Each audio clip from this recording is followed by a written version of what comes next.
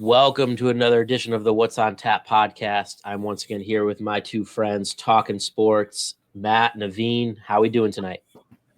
I think we're feeling a little sad now that football season has ended, but there's still a lot of good stuff coming.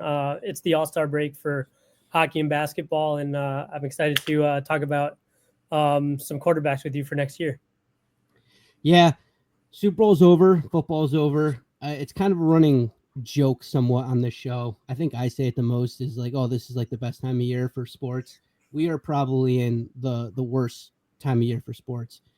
Like I said, football's over. You're in the slog of the season for the NBA, NHL, and March Madness is around the corner. Spring training's around the corner. That's starting up. You're hearing rumors and stuff there, but nothing great's going on right now. Besides, we got NASCAR kicking off, which I'm excited about, but you guys aren't. So, let's talk. We'll talk about All-Star Weekend and Super Bowl and move on from there. NASCAR is not a sport. So let's talk about the Four Nations hockey tournament. It's been exciting. Four teams, for those who don't know, four Olympic national teams competing mid-season for hockey. The United States, Canada, Sweden, Finland. There's an action-packed game between USA and Canada this past week. And we kind of just wanted to share our thoughts about it. Guys, I know you were watching the game. What are your thoughts on Canada versus the U.S.? And just so the audience knows, we're recording this on a Wednesday night. Thursday night, they're facing off for the gold. So not that I want to get into politics on a sports show, but before the game, the game was played in Montreal, and there were Canadian fans who were booing the national anthem, and I believe it was because of what Trump had said about Canada, how like they're the 51st state, and I think that they called like their like prime minister like a dictator or something like that. And so I think that that's kind of what kind of fueled what happened in the first 9 seconds of the game. And in those first 9 seconds, you had Matthew and Brady Tkachuk and JT Miller all start fights. I think it was Sam Bennett. I forgot who the other two were on the Canadian side, which I thought was really cool, really interesting. It really got, I guess, like the competitive juices flowing as far as the hockey game was concerned. And it was a great start for the U.S. But Matt, I'll let you elaborate on that. Yeah, that was a compelling game. I've watched bits and pieces of every game besides Canada, Finland, just because that took place at 1:00 on a weekday, and I have a real job. This is not my full-time job, obviously. So, it's been an interesting tournament. This is the first time there's actually been a best on best tournament in the for hockey since I believe the 2016 World Cup of Hockey. And there's a lot of buzz about starting that back up again. I hope the NHL doesn't overkill it, and they're getting a lot of buzz now. You can turn this into you always want to leave people wanting more rather than overindulge them and push it too much. But it's been an interesting tournament. The U.S. throughout the years has gotten very close to topping Canada, and our junior teams have gotten the best of them as of late. So, we're right on their heels in terms of that. So, Canada is it's their sport, but the Americans are right behind them. I'm very interested in the game tomorrow. I'm hoping that Cale Makar plays for Canada. So if we do win, we can say we beat them at their best, because him and Quinn Hughes are 1-2 for best defenseman in the world right now. And Naveen, you sent the thing about Quinn playing. I don't know if he's able to get on the ice because of some of the rules. I would hope they would let him play because he pulled out of the tournament last minute with an injury. But if you have Quinn and Makar playing in a best on best tournament, that'd be unreal for hockey. So I hope that happens. But I'm going to say I hope the U.S. wins. I think they can. They have the better D core and the best goalie in the world right now. Yeah, I think the goalie was huge, and obviously I don't know like a crazy amount about hockey, but what I do know is that Canada has on their team probably the two best players in the world, McDavid and McKinnon. And well, it's true in any sport. How do you beat a more talented team? You out physical them. And the U.S. certainly did that with the fights and just the style of play. So can they do that a second time? I hope so. We'll see. I think it's interesting kind of comparing it to the NBA's weekend, their big All-Star weekend. It used to be such a fun thing, All-Star weekend, the dunk contest, the three-point contest, the All-Star game. The NBA always had the best All-Star game, but it's just a total mess right now. The players don't care at all, no matter what the commissioner tries to do. And it's just emblematic of what people don't like about the NBA. And I love the NBA. I'm a huge basketball fan, but the players don't care until the postseason. And so if the players don't care, then why should the fans? And it's just made it worse that it was going against this USA versus Canada where they were putting it all on the line. So hopefully the NBA could figure it out and put out an exciting all-star and regular season product again. The playoffs are still great, but it's just that other portion of it that needs to be fixed. So just to go back to the USA Canada, I mean, I did see like a couple clips of a couple breakdowns actually of that game, and what the U.S. did in that game to win that game was really just to control the neutral zone and just having two guys being ready to stop the puck with whoever had it.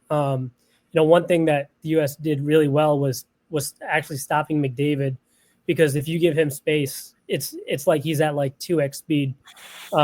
Everyone else, just because he'll skate by you and skate through you, and he burned Charlie McAvoy actually and got his goal. But I think they really just did a good job of just controlling the neutral zone and having some of the best players in the world just having to dump the puck in and go chase it, which doesn't really lead to good offense. And we capitalized on our opportunities. I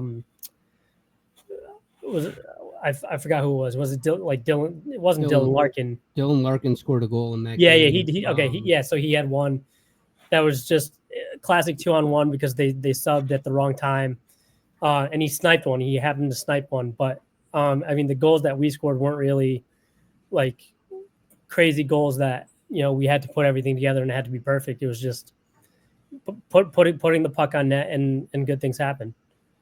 Yeah, I agree. I'm very interested. Like you said, it's tomorrow night in Boston. I wonder if there's going to be some boos when they play Canada. I hope not. Let's be the bigger people. Let the people up north cry about it. But as far as the NBA goes, I watched zero of the All-Star weekend or anything like that. And last season, I believe we talked about fixing the NBA All-Star game. I had one idea, and it was to kind of combine Pro Bowl and the NBA All-Star game, put on the same weekend. You can have the Pro Bowlers and versus NBA and of the basketball tournament or something like that. Do some stupid stuff. This year, I heard something that I thought actually was pretty interesting, and I want to get your guys' take on it. What if they did a 1v1 tournament, 1-on-1? Because guys they don't play defense obviously in the All-Star game. So if you're playing 1-on-1, all eyes are on you. You have to play defense or you're going to lose. So you either step up, play defense, or you're going to lose. And you can do it by like size. So you have like a 6'4" guy play 6'5". And if it comes down to a guy like Wemby versus Steph in the finals, then it comes down to a guy that's 7-something versus a guy that's 6'4", and see who wins.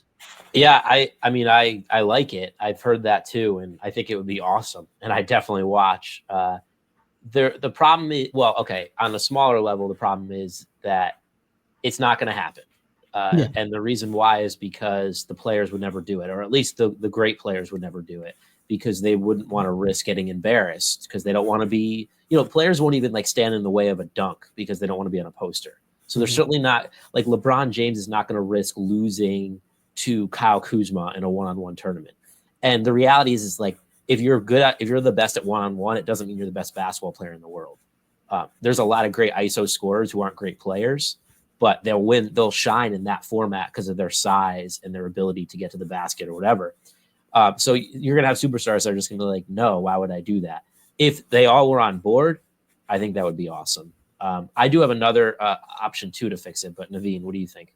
So actually, that whole one-on-one concept was actually taken from the WNBA, because I think that they do something in the really? WNBA, because I actually saw like No an idea. interview with someone interviewed Kyrie, and they interviewed like Dame, and they interviewed like Giannis or something like that, and it was like, how would you feel about a one-on-one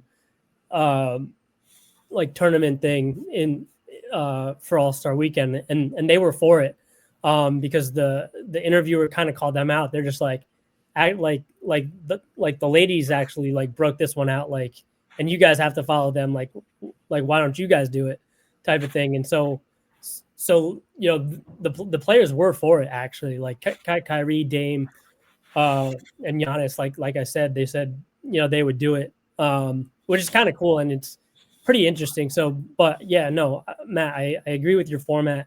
I just think it would be cool.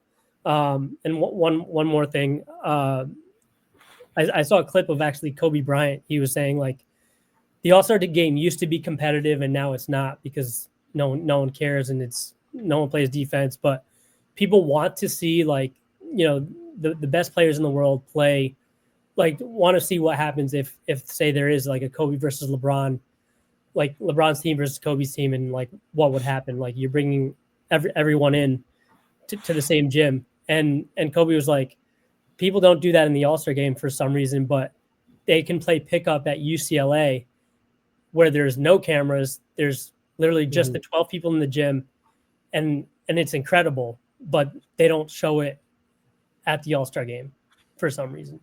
And that's a shame. I would say the realistic possible change that could happen, and this was a Giannis suggestion, is to do USA versus the world, because you're having that competitive flavor that the Four Nations have, which is national pride. But the reality is that like the world team, it would really want to beat the American team, because the Americans are the best country at basketball, but that gap is closing quickly, and the world team now has a good enough team to field and be competitive against the U.S. And Giannis said, like, if that's the case, we would try, and I believe him. I think that would be really cool. Yeah, one more thing on that is like the Four Nations for hockey is pretty cool. But one thing that I would love to see is actually like a Russian team. I think they would be nasty. I think there's a little war in the way of them joining. But that's true. But I think they're going to do a World Cup. They would be nasty.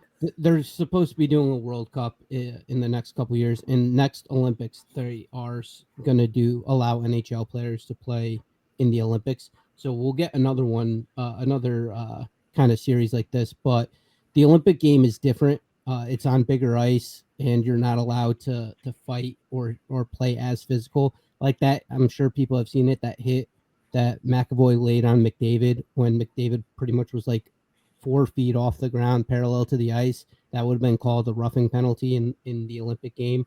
So it is kind of a different game. That's what makes the Four Nations completely different. It's on NHL ice with NHL rules. But I don't know.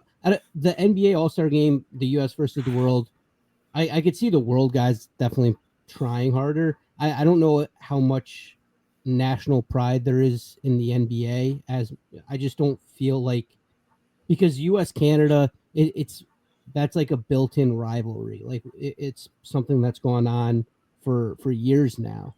We've been called basically little brother in hockey. I just don't know if on the US side there's as much of a competitive juices flowing for US versus the world in basketball. I know the Olympics they win, but they're not obviously playing the world in the sense of you'd have all those guys on the same team. They're all spread out throughout their countries. So, I mean, it'll be interesting. The NBA, I mean, the whole weekend you had Max, what's his name, Max McCollum or whatever, three-peat in the dunk contest, and he's played what? Max McClung. Max McClung. He's played what, 10 NBA games. He's a G leaguer. So the whole weekend is just like it's all for sponsorships and revenue. So let's transition a little bit. We want to do a quick halftime, and actually, it's a well named thing to say halftime because Matt suggested we do a little quick segment here on some halftime show dream choices, and so we all have our Mount Rushmore top four of what would be the four best artists or bands for the halftime show for the NFL. So I don't know. I guess I can start with this. So the way that I approached it, I was trying to find a variety, like different genres of music and what the NFL would really look for. So I think obviously like the home run for the NFL would be the one who is the most famous singer in the world right now and is like very involved with the NFL because she's dating Travis Kelce, is Taylor Swift. I think for them that would be kind of the dream. Everybody knows like multiple songs of hers. She can play like multiple of them at the stadium and everyone would know them. She's a good performer, all that. So that's my pop star. Second one, country, is Morgan Wallen. He's just the most famous country singer we have right now. And like country's not mainstream, but if there's any songs that people would know, it's his. Third, for hip hop, I was thinking Kanye West, but then he started saying he was a Nazi on Twitter. So we can't use him anymore. Not a good choice. So I actually would go Drake because I think Drake has a lot of really popular songs, and I think the NFL would like that. It's like, oh, we had Kendrick Lamar this year. Now let's get his rival next year, Drake, who's just as popular, if not more. And then for rock, I think rock is dead. So I had to go with one of the old guys. And I just want to go with the band that like hypes me up and everybody knows their music, and that's AC/DC. So I would put them as the fourth. Gotcha. So you took two of mine. I had Morgan. I had AC/DC on there as well. It's part of the reason I wanted to do a draft, but we got words got misconstrued, so that's fine. But so I'll go Morgan, AC/DC. This is one for me, kind of like going off what you said, Dave. You want the halftime show to kind of appeal to as many people as possible and to put on like an actual good performance. So I have two others, and they're kind of similar-ish genres. I'm going to go with Blink-182. Oh, that would be I awesome. think that would be sick. And I've seen this band multiple times in concert. They're not as big as AC/DC, but they're pretty big. They've had movies made about them, documentaries, and they put on one heck of a show, and that would be Motley Crue. Wow. Okay. That's kind of crazy. So the thought process for me was a little different. I mean, I thought, so I'll start off with Taylor, just because, so like when you think of like generational talents, like you think of like, say like the Beatles or Michael Jackson. And so, being born in 90, Taylor is like essentially our generation's girl, right? Taylor is the one. And if it was going to be Taylor, like I would want it to have been like 5 years ago. Just specifically because she ended up dating Travis Kelce. Like I would want it before that, if anything. And so also, like I said, so like we're in our 30s, and so a lot of times, like you see, like in the Super Bowl, you'll see like bands or something that have kind of faded out, and then they just like bring them back for the Super Bowl, and they kind of get a little big. I think something like I think the Backstreet Boys would actually be a good one, just because I think that like they would be able to bring like FGL with them because like they have a song with them, and like some other like kind of pop stars of that time, like Britney was in one, but like Christina Aguilera could be on stage with them, just because like you see all like these mashups with all these stars. Like it's not necessarily just like one band. Like they always have like a feature with one person and stuff like that. One band that I would really want to see would have been Queen if Freddie was alive. Just specifically because I mean Bohemian Rhapsody, everyone knows that song, but they have "We Are the Champions" and "We Will Rock You," which "We Will Rock You" was specifically made for sports because they wanted the crowd to interact, and who doesn't want to sing "We Are the Champions" or "We Will Rock You" when you're at a sporting events? It's literally, those are two songs or two sports anthems that have been there for a long time. And then my last one is actually a really big sleeper, just because she's kind of pretty new, but she's all over the radio, and I think that if she got into the Super Bowl, like, I think it would really boost her career. And that is Sabrina Carpenter. She's on everything, but she's a young rising star, and I think that would just do wonders for her career. The thing with Sabrina Carpenter, I've never listened to one. I know of her, right? But she's like a pop star, and she's like one of the young kids that is constantly on the radio. Like, yeah, she has like some super famous songs, Matt. I mean, well, how many people? How many people over the age of like 45, 50?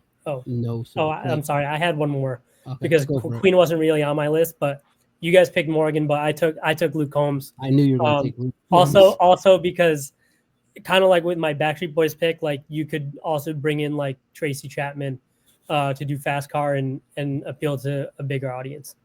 Mm-hmm. I just think so. So Matt, the way I disagree with you, I like the bands you put personally, but I think that the way that the NFL looks at it is, you have football fans like rock and country. Probably a majority of football fans like rock and country, and maybe some hip hop too. So you already have those guys watching the game. You're trying to bring in other people who are not normally that type of fan in. So you need to bring in like pop. You need to bring in new stuff that you'd hear on the radio. So a Sabrina Carpenter, a Taylor Swift, a Beyonce. It may not be what a lot of football fans hear, but everybody watches the Super Bowl. You want to put everyone's eyes on it. So, as Blink-182 is an example of, that's great for our generation, but the younger generation below us and the one above us don't know who Blink-182 is. So they would be like, who is Blink? They would probably not even know who they were, honestly.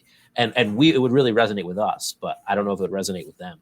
That's why this is my choice. This is who I'd want to see play at the halftime show. So, like, Dave, I understand what you're saying, but I have seen Blink-182 in person, and they're absolutely phenomenal. Yeah, they put on a great show. It'd be great. I'd love to see it. Once you're watching, you want, like, this year, I don't think it was a great show. I don't know. I've listened to Kendrick Lamar. I know some of his songs, but it wasn't great, and you couldn't hear him, because hip hop at the halftime show is tough. Like, every other word's a swear word that they can't say on TV, and it's like fast paced lyrically, and it's hard to keep up. And this is coming from someone that's 30 years old. I'm not even that old. So, but the hip hop, I agree with you. I like Kendrick, and I didn't like the halftime show, but the one a few years ago where they brought out like all those guys from California in the Bengals Rams Super Bowl, that was really good, and that was a hip hop one. Yeah, that wasn't that bad.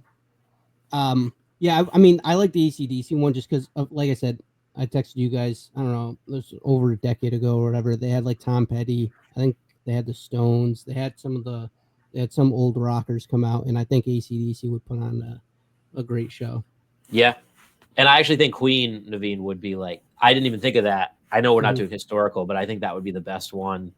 If we're not going, I'm sure you could put in like Elvis or whatever, but or the Beatles, but Queen would be awesome. All right. Shall we move on to the Super Bowl? So it's our third segment. You said it this time, Sue Dave. Yes, I owe $1 to the NFL. They really need my dollars. So yeah, the Super Bowl, it was shocking. Bloodbath. Yeah, it was at 40-22. The score is not indicative of the butt whooping that the Chiefs received by the Eagles. We were all happy about it. But I don't know. I mean, were you guys? I know you both picked the Eagles, but were you surprised by the pace of the game and the way it went? Yeah, I was slightly shocked to see they had 24 yards at halftime, something like that. They had one first down that came on their first drive. We went into it talking about how they're not an offensive team, they're a defensive team, and I mean, their offense just did not show up. I've seen clips of Travis Kelce like not even trying. It was a pitiful performance. I texted you guys during the game. It felt like that Peyton Manning Broncos team versus like Seattle. How that was like 10 years ago now, 9 years ago. It was just they had like no chance. They could do nothing on offense. And like you said, that final score was not indicative of how that game went. There's going to be a podcast, I don't know, 15, 20 years from now, three guys sitting around talking about this Super Bowl, being like, oh, Mahomes had, 200 some odd yards. They didn't lose by that much. It was, pretty close. No, this game was an absolute bloodbath. It was not close. This is one where if you look at the stats tell a different story than actually watching the football game. Yeah. So, I mean, Dave, I watched the game with you. And so, I mean, the Eagles scored that first touchdown. And so I really thought the Chiefs were going to respond. I did not expect for Mahomes to have the game that he had. The Eagles defense was phenomenal. They went NASCAR package on them, rushed 4, and I think they got 6 sacks. So their defense looked fantastic. They took Kansas City's offense out of it. I mean, I think their first drive, they had like 1 first down, and then they had like 3 and outs for like the next 5 drives. And then maybe they got like a first down. But no, I think they only had 1 first down that entire first half. Yeah. So like they didn't move the ball well at all, but I mean, it was all their defense just sitting back in coverage while they just rushed 4, and it really did the job. I mean, Mahomes wasn't able to get out of the pocket and run, and Kelsey wasn't really a factor. And then for the Eagles offense, I mean, they were trying to run the ball the whole time, and Saquon didn't really get going, but they didn't need to. But I mean, I understand that you want to get your superstar hot and going. But AJ Brown came up big. He was a factor early in the game, and he contributed throughout. No, I mean, hats off to the Eagles, because I mean, they played, the more complete game, because the Chiefs did not play a game at all. When you look at the numbers, it's just shocking. If someone had told us before the game started that Barkley would have 25 carries for 57 yards and no touchdowns, we would have flipped the score. We would have said the Chiefs won 40-22. And it's just, you brought it up, Naveen. I mean, their goal was to stop Barkley, which makes sense because he's been on a heater all season, and they were successful, and they still got blown out. And that's a credit to Hurts offensively, because Hurts, he made some great throws, and I think he really hurt them with his legs. He had 72 yards on the ground, but there were a number of key, like, third downs where he picked up the first with his legs, felt the rush, looked healthy, ran straight up the middle, got some good yardage. But really, it was the defense that set the tone. And when people say, like, football is won in the trenches, this is the game they meet, because the Chiefs have the best quarterback in the world, and he looked horrendous because, as mentioned already, Eagles were able to rush 4 and still get to him. And not only were they able to get to him with 1 rusher, they got to him with 2 rushers. Because the thing about Mahomes is, if you get to him with 1 guy, he'll escape that guy. But what was happening is 1 guy was getting to him, he was going around him, and then there was another guy waiting for him, maybe sometimes 2 guys waiting for him, without a blitz the entire game. It's unbelievable. And I guess the Chiefs, the chickens had come home to roost, because people have been saying all year half their offensive line is a mess. The interior part, it's a mess, other than Tooney at center, and they got to fix it. And they were able to exploit it. And when you have 4 guys rush, and you could have all those great corners sit back, that's why you have 2 interceptions for Mahomes, who hadn't thrown an interception, I think, in like the previous, I can't remember how many games, but it had broken a record. I mentioned on the last podcast, 8 games. Yeah. I think you said 8. Yeah. So, I mean, it was just unbelievable. And we'll talk about Mahomes too, but go ahead. So, I mean, you mentioned Mahomes having 2 interceptions. I mean, I thought that, early in the game, Jalen Hurts had one. I don't think he was in the red zone, but he was close to the red zone. He was. He threw it, the interception, at like the 5-yard line. Okay. And so, like, I thought that was a big turning point in the game, where you see a big turnover like that, where it's just like, oh, like they could have at least gotten 3. They could have tried for 7 potentially, and that would have swung the momentum back to the Chiefs. But something they got out of that jam with a quick 3 and out, and it wasn't a big deal. Like, yeah, did they have to start from their own 40 again? Yeah, but they weren't able to score off of that turnover, and that's one of the big factors in these games is turnovers. Yeah, Mahomes, he actually should have had another interception that first drive after they got that first down. He threw a ball into double coverage that easily should have been picked off.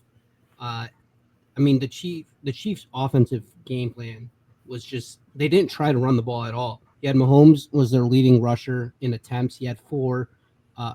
Kareem Hunt had 3. P. Ryan had 1, and Pacheco had 3. They didn't try to run the ball. Obviously, they were down, but Mahomes was getting pressured. I get it, but as a quarterback, you get all the credit and you get a lot of the blame.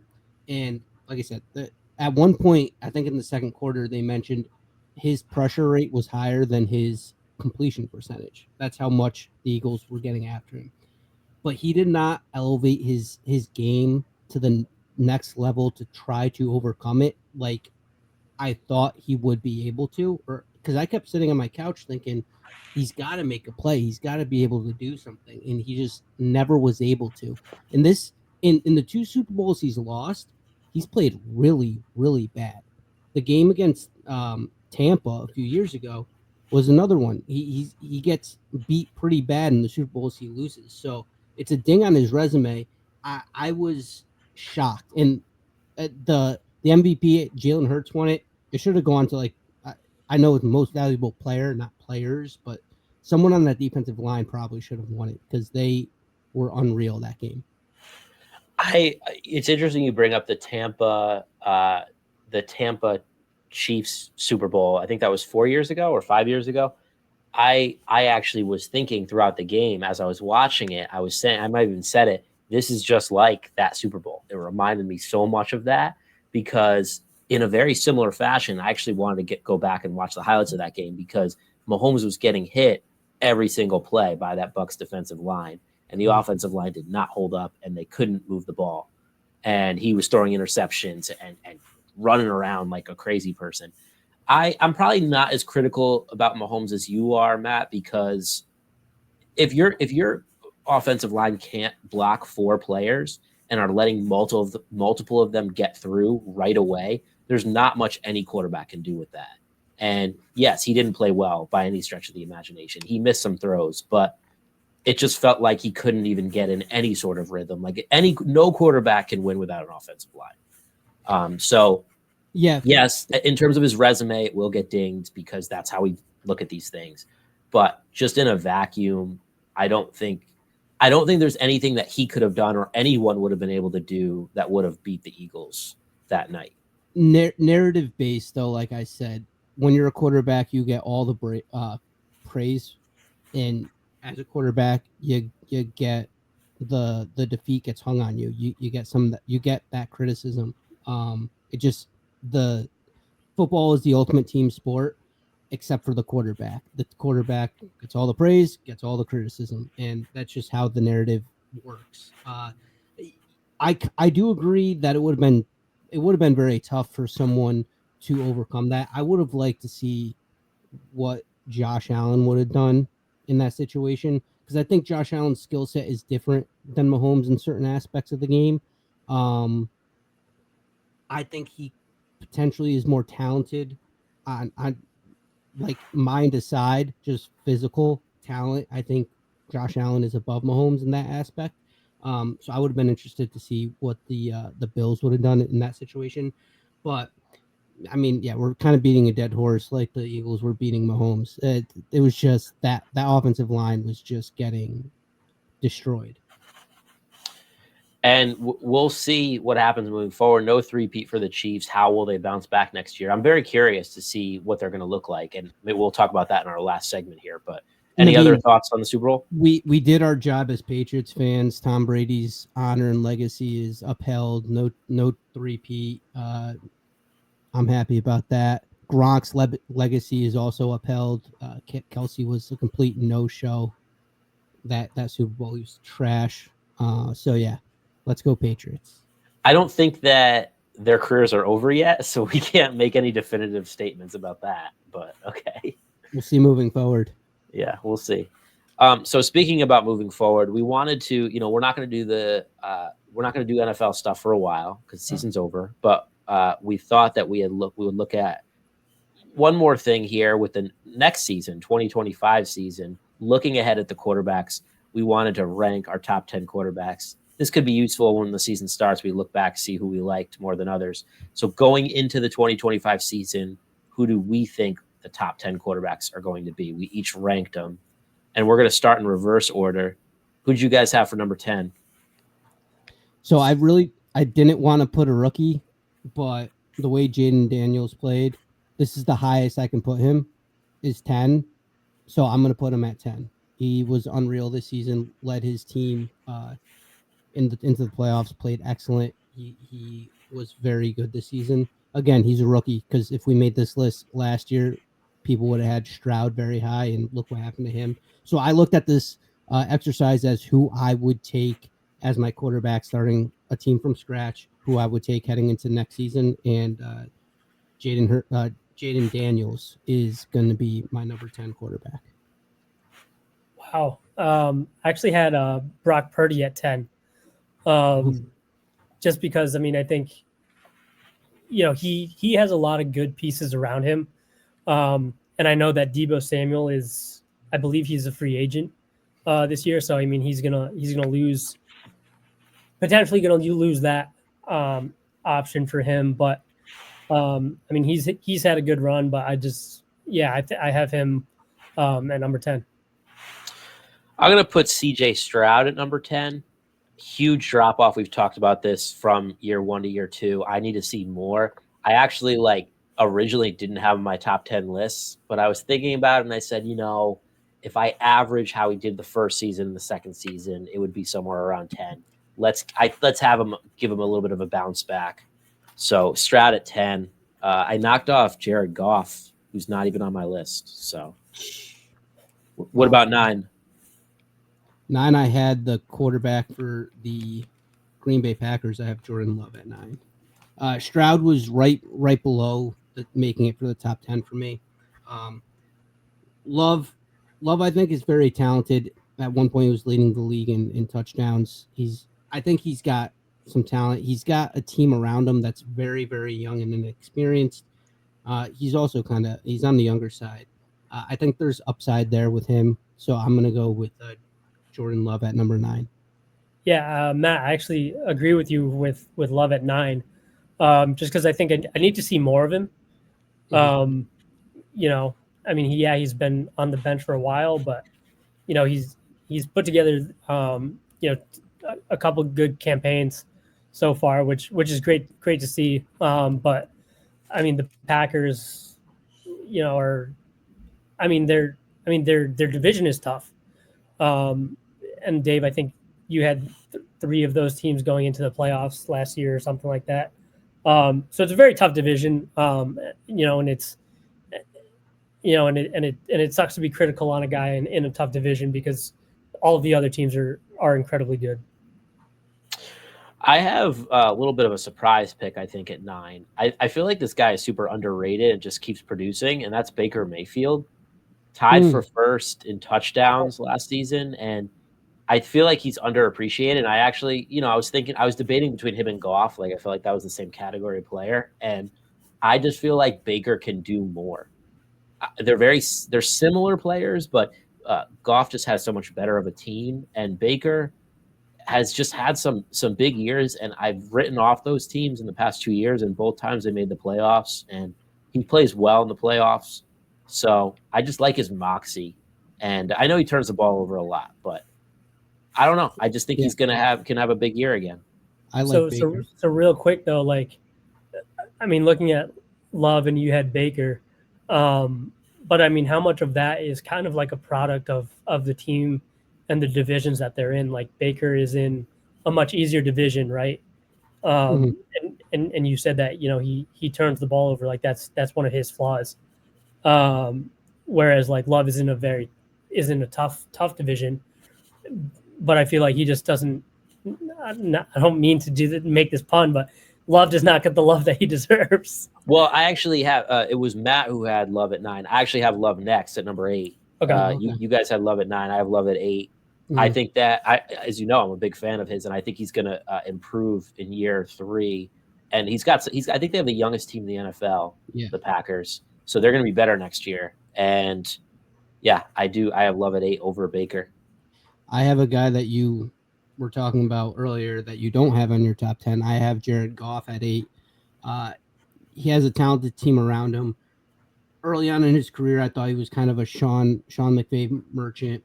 Went to Detroit, played okay that first season, but the last 3 seasons, he's had 29, 30, 37 touchdowns. And with a coach that's not is a head coach that, again, we've mentioned it before, is not great X's and O's wise. Obviously, he's had a good offensive coordinator. I'm interested to see what he can do moving forward. He didn't have a great playoff this season, but I think I'm higher on Goff. We've talked about it than you, Dave. I think he's got talent. He's not a bad quarterback. He was the first quarterback taken in his draft class for a reason. He's able to throw the ball around and make good decisions. So I'm going to take Goff at number 8.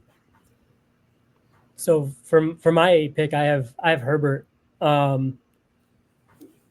Just because, I mean, I think he came into the league with high expectations. Hasn't really done much in LA, but to me, he's kind of in the same boat as Love as far as like I need to see more of this kid. Just because I mean both of them are really young, and and their teams are kind of middle of the pack in their divisions. So I just need to see more. I have Herbert 7 actually. So we have him in the same ballpark. He had a statistically not like an eye-popping year, but he played within the structure that Harbaugh set around him, and he played well. He doesn't have a ton of weapons out there, really. He's got Ladd McConkey, who was very good this season, but he's got all the talent in the world. He's like an elite game manager right now, which is kind of where the lower half of the top 10, in my eyes, I would put these guys kind of elite game managers. And I think he's right there at the top of that list for elite game managers. Everyone was crowning him early on in his career, like, oh, dude, he's gonna have a breakout year. He's gonna have a breakout year, and that like, he's gonna win the division, win the Super. And like that never happened. He's immensely talented, and I think in the right system, which I believe he's in right now, he can have a lot of success moving forward. So with those are my reasons. I'm going to put him at 7. I was trying to figure out where to put the Super Bowl champ, Jalen Hurts. He originally was higher than where he is right now. I put him at number 7. Mm-hmm. He's a winner, no question about it, and he operates in their system really, really well. Looking at him, though, in a vacuum, the team that he has around him is very similar to the Lions, crazy good. He's got one of the best defenses in the league. He's got 2 awesome receivers. He's got the best running back in the league. He's got one of the best offensive lines in the league. So you have to, at some point, separate the individual quarterback in this exercise from the team. And even though he did just win the Super Bowl, I don't think that means he's a top 5 quarterback. No disrespect. I think he's very good. I just don't think he's great. So I'm putting him at 7. Wow. My number 7 is the other guy that you just mentioned, is actually Jared Goff. And like you said, like, yeah, you definitely have to separate the team from the player. But yeah, I mean, Goff made my list. He didn't make yours, which is fine. But I do believe that he's a top 10 quarterback, and he has a lot of very good weapons around him. Just like Hurts. I mean, he's got wide receivers and running backs, and they have, this is like year 2 of them having it together, and they just blow it in the playoffs. Mm-hmm. Yeah, 6. I have a guy that, Dave, you mentioned earlier. I have Baker Mayfield at 6. Wow, I was 6. higher on him than you. Yeah, I mean, making this list is tough because there's a lot of like okay, good quarterbacks, and then there's a few like elite top of the echelon type of quarterbacks. So it's tough to kind of rank these guys that are kind of stuck in the middle. But like you mentioned before, with Baker tied for touchdowns, I think in the past 2 seasons he has the most touchdowns. Yeah, he's got moxie. He's a gamer, and he's been around, so he's played in a bunch of different systems. Which for this exercise, I'm thinking you're starting a team from scratch. He's a guy that has done it in different systems, so you would expect him to do it in a new system again, with different guys. And yeah, I mean he's just a guy that plays with his heart on his sleeve, plays reckless sometimes, and that's a detriment. But he's got no back down. I was impressed with Baker the past couple of years, so I have him at 6. For my number 6, I'm going to buy into the hype for this guy. I'm buying in now at the close to the ground floor. Jaden Daniels. I had yes. the same guy. I had the Yeah, same guy. you have him too. Yeah, I figured you would. That, my one concern, we talked about it, is durability, but I'm going to just assume he's healthy because I can't predict that. And say no other quarterback in NFL history as a rookie took his team to the championship game while having really good numbers. He's dangerous in all levels of the field. Like, he's a great passer and he's a great runner. And here's the thing. Like, I keep saying that I'm looking at it quarterback separated from team. Name the star on the Commanders other than him. McLaurin. Yeah, Terry McLaurin's probably their second best player. And he's like a top 20. Yeah, like top a top 20 wide receiver. Listen, I'm just playing devil's advocate. I picked the same guy. The point I'm trying to make is they don't have any stars other than him. No, but that makes his level of star grow that much more because exactly he only has McLaurin. They weren't known for their defense. They were the number 2 pick. Yeah. So you're going from having the number 2 pick in the draft to make it to the championship game. So it's like, and especially when you're starting a team. And so the criteria of this question is going into next year, and also if you're starting a team. That's why I would put Daniels at 6. Now, the rebuttal to that would be, well, Stroud had almost as impressive a season in his rookie year, and he really dropped, and he's not in either. I think either of your top 10s, and he's number 10 for me, which is fair. But that's why I put him at 10 on my list. Right, but we're projecting, and I'm just gonna assume that he's gonna be just as good. I went more conservative than you guys, but I mean, that you stepping out on a limb, that's fine. That's great. I like it. So Naveen, you had 6, right? With him? Yeah. Well, yeah. So I forgot what I was gonna say, but I think 5 and up, like 5 through 10, and even 12, because I just started numbering things on my list here. But I think that, I mean, there's just so many options where it's like, do I feel bad for leaving Stroud off? Yeah, because I mean, he is good and he's a young talent, and hopefully that was just a sophomore slump. I mean, hopefully he can get back to it with a healthier wide receiver core, because his wide receivers were banged up. But like we said, this is going into this year. But I wouldn't be surprised if he made my top 10 like week 3 or 4 into next season. Mm-hmm. Yeah, I had him on my fantasy team, Jaden Daniels, this year, and he was excellent in real life and in fantasy. So I'll take it. Number 5, I have Jalen Hurts. He's at the top of the elite game managers for me. I totally agree with everything you said, Dave, but he is kind of the driving force behind that offense. He does things that no quarterback has been able really to do, especially with the tush push. His ability, his ability to run the ball. We saw that on display in the Super Bowl. He's very dangerous in that aspect, and he is able to pass the ball down the field pretty consistently. Now, I think his career trajectory possibly can be similar to, say, like a Russ / Eli, in terms of not Eli's numbers, because obviously it hurts is way more way more mobile. But like legacy talk wise, Eli was never a top quarterback in the league. He's maybe top 10. He's in that conversation for top 10, top 5 sometimes. Same with Russ, never that top elite quarterback. But you win a Super Bowl, this team's good enough to win another one down the road. So I think Hurts is going to have a similar career legacy like one of those two guys. Yeah, I also had Hurts. He just came off of a Super Bowl, so and going into next year, I mean, I think that holds value. Like you said, I mean, I can see the Eagles kind of going on their own run. I'm not saying they're going to go back to back, but I think they're going to be good for a while, just considering how young they are. And yeah, like you said, Matt, Hurts is kind of the driving force behind that team. He's the engine that makes it go. So yeah, that's who I have at 5 as well.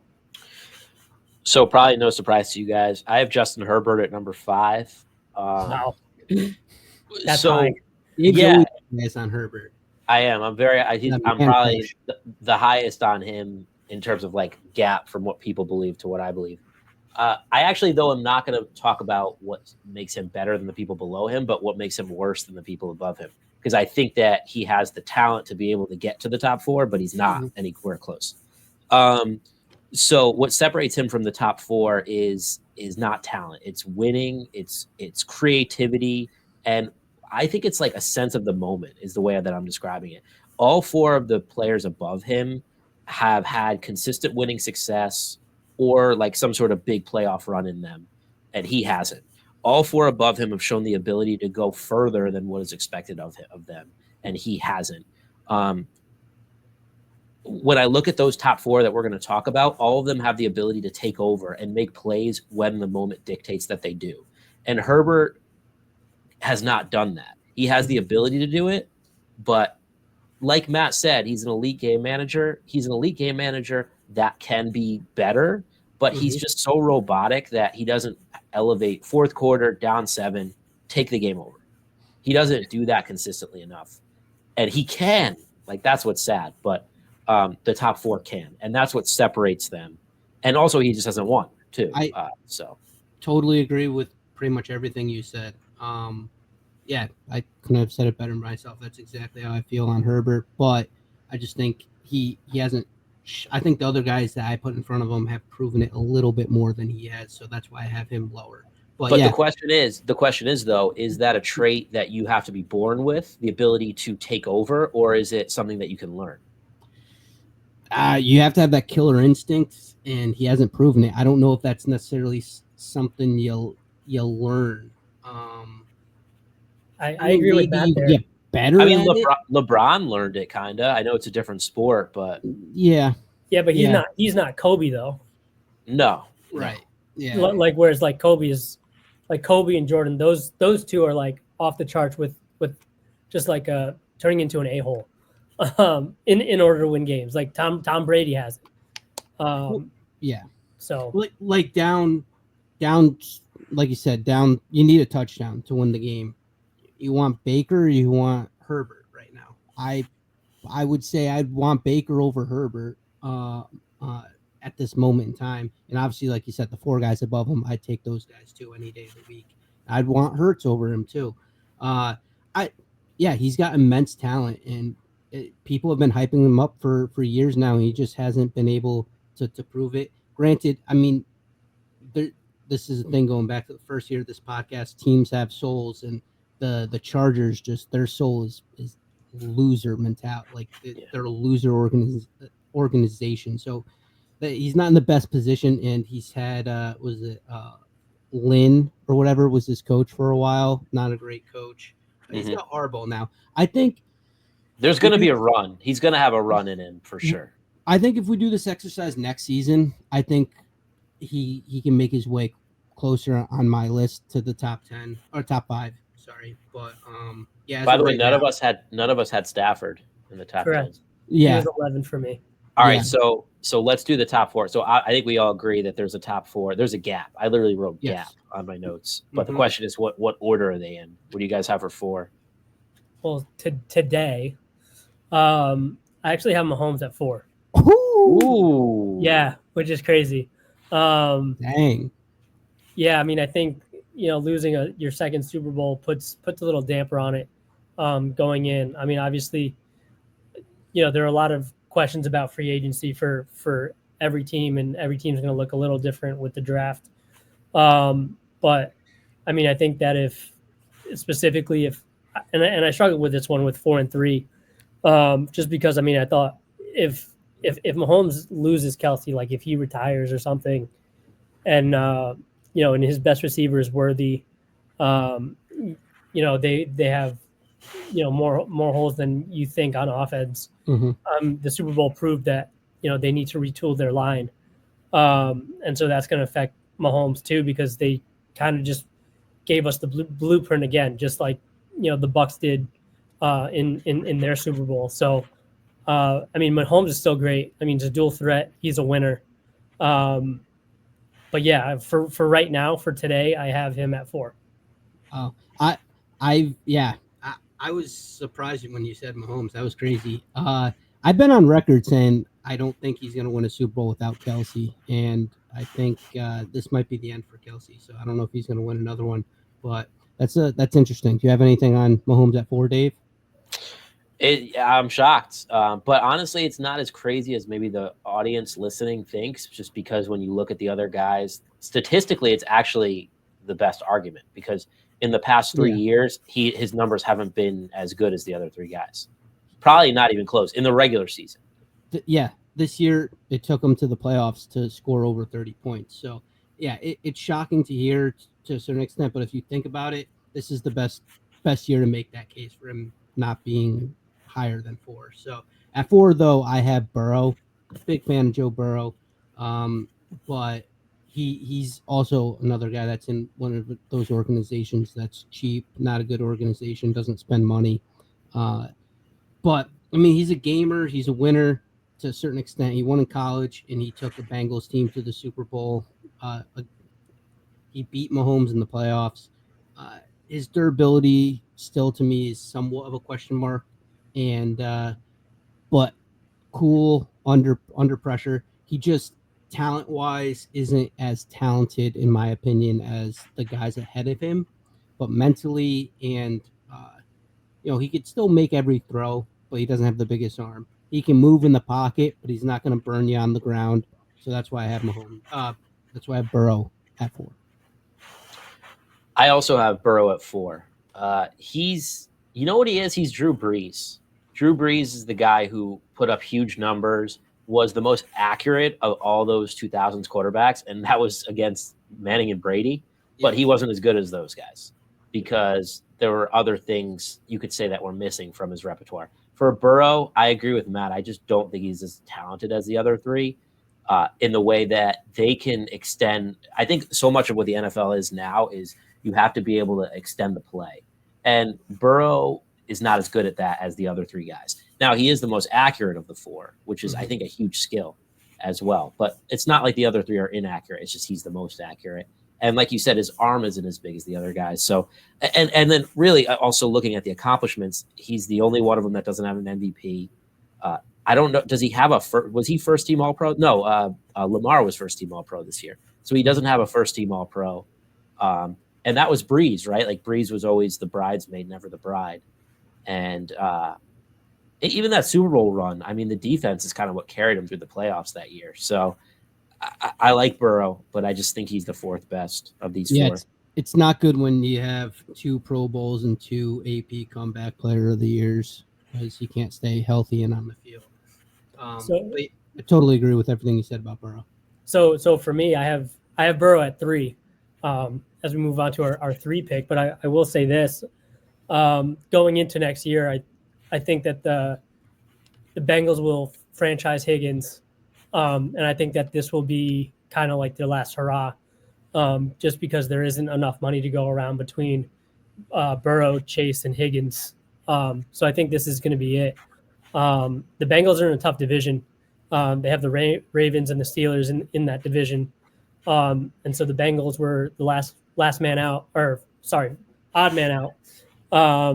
If if honestly, if the Bengals just learned how to start off hotter, you can't start off worse, a season worse than losing to the Patriots at home, your first game into the season. And so, I mean, they just can forever have slow starts. But Dave, you mentioned, I also saw the reel, but with Tom Brady, being the guy, just being incredibly smart pre-snap, and just being able to just be smart before, and just knowing what place to check down to or switch out of were Peyton and Drew's and Tom's superpower.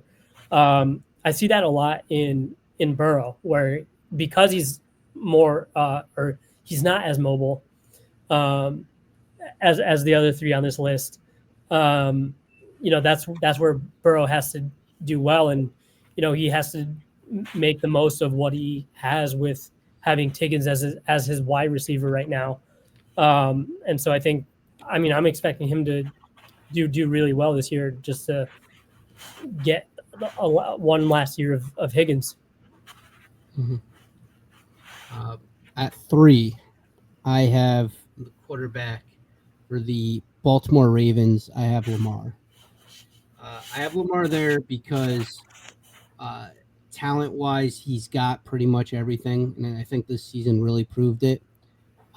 He's Jalen Hurts, but better, pretty much. He's able to run the ball. He's able to throw the ball. Just mentally, I don't know if he's got everything situated in his head, in between his ears when it comes down to a tight game, especially in the playoffs. He does seem to shrink, and that's a continuative narrative with him. I like everything else about his game, but compared to the top two, Mahomes and Allen, I just think that he has a better team and has had a better team around him than Allen. Maybe you can argue Mahomes too, but he's had a better team around him than Allen, which I think helps him look a little bit better when he does look good. Again, incredible talent, great quarterback, top 3. He's my 3rd. I also have Lamar at 3, but I really don't feel good about it. My top 3. I'm actually very surprised at that you guys both had him at 3 when he was the All-Pro. Yeah, that's what I'm saying. Like I would have been, if you picked me on a different day, I could have jumbled up the 3. So I put Lamar, and the reason why is because, and I really do feel like him and Mahomes and Allen can be 1, B, A, B, and C, is because he probably has the most complete team around him. Mm-hmm. Especially, I'm just looking at him compared to Allen. I'll look at him compared to Josh Allen, who he's been compared to all season. He has the better running back. He has the better offense. Well, an equal offensive line, better defense, better weapons, head coach. Better head coach. Weapons probably slightly better for him with Andrews and Zay Flowers versus Allen, who has got really no star wide receiver. So they played an even season, and he had the better team. I don't know. I don't feel good about it, but that's the logic. Yep, I totally agree. Naveen, who do you have at number 2? So at 2 I have Lamar, just simply because, I mean, I really thought it came down to my top 2 for MVP and All-Pro, and we said that generally the All-Pro gets the MVP nod, and that wasn't the case this year. But no, I have Lamar at 2. Like you guys said, he's a dual threat quarterback. He's got Derrick Henry as his running back, which is, he's, if his wide receivers were a little better, they'd kind of be like the Eagles. As offensively is concerned, not defensively. And so, yeah, Lamar's got a complete team. Watching that Bills Ravens game, that wasn't Lamar's fault. Just like the Super Bowl wasn't Mahomes' fault. But Matt, like you said, you ride or die with your quarterback. Either he's going to get all the praise or he's going to get killed for it. Lamar unfortunately got killed for it, and he threw a good pass to Andrews. But no, I have Lamar at 2. Okay. At 2, I have Mahomes. I think that Allen surpassed Mahomes this season in terms of heading into next season, not obviously their career legacy or anything like that. I think Allen just did more with less, especially on offense. I think he's severely hindered by his head coach. I'm not a Sean McDermott fan. I don't think he's good. So my top 2, I have Allen 1, Mahomes 2. That Super Bowl performance, again, you can't put it all on his feet, but a lot of the blame does fall at his feet, and I think some of it is fairly it falls at his feet. He didn't elevate his game. He didn't score over 30 points pretty much the entire regular season. And he's been, I'm not going to say a downward trajectory, but if you look at his stats, when he first came into the league, they were eye popping, and they've gotten a little bit worse and worse over the years. Where compared to Josh Allen, you look at his stats, he came into the league, he wasn't good. He was a raw talent, and he's refined those skills, honed his skills, and in my opinion, is the best quarterback in the NFL heading into next season. The NFL agrees with me. They gave him the MVP. So yeah, I have Josh Allen 1. I have Mahomes 2. So I have Allen 2 and Mahomes 1. I flipped it the other way. Wow. And like I said, I'd be fine. Like, at a different day, I might have switched it, but I'm going to stick with the status quo here. I'd always thought that if Mahomes didn't win a Super Bowl, I could start dropping him because of the numbers. But the reality is that, yeah, but none of these other guys beat him. He beat Allen 4 times now. Yeah. He beat Lamar twice. He beat Burrow 2 years ago. And it's not like he's being carried by his defense. He's playing better. Like, I thought he played as good or maybe even a little bit better than Josh Allen a couple weeks ago. I don't think that Josh Allen played better than him. And, you know, if you look at the team around him, I don't love his weapons this year. He lost Rice, his number 1 wide receiver. Kelsey's past his prime. He does have a good defense. He's got a mess of an offensive line. And yes, his numbers are not as good as the other 3 in the past few years, but the reality is he better now than he was 5 years ago? Probably, but his numbers were better 5 years ago. I think that there's guys that just, when it's time for them to take over, they do, and they just do what they can to win. And he looked at his team and said, I have a defensive team. I don't need to throw the ball everywhere, so I'm just not going to.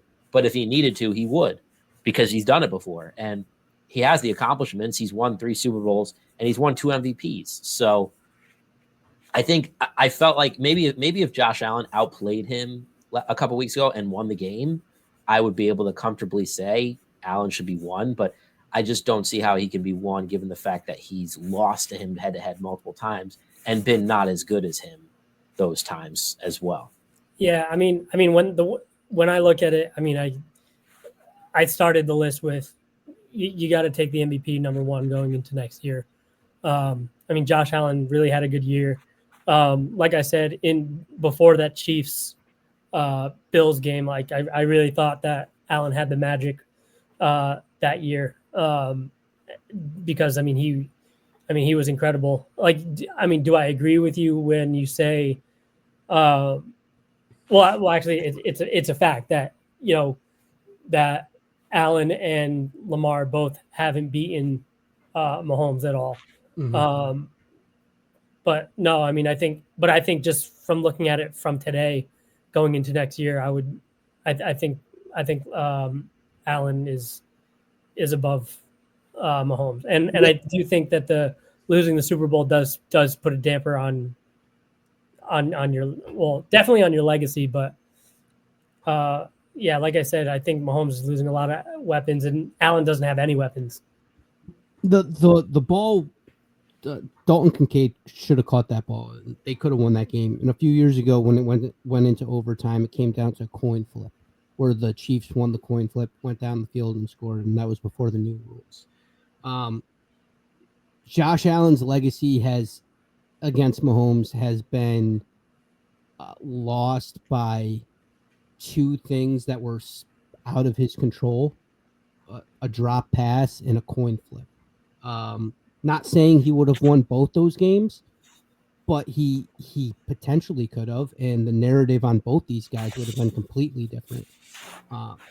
Yeah, but just to interject, Matt, I mean, your narrative, you push the narrative that Lamar, there's something mentally wrong with him when Mark Andrews dropped a pass against the Bills this year and they could have beaten them there.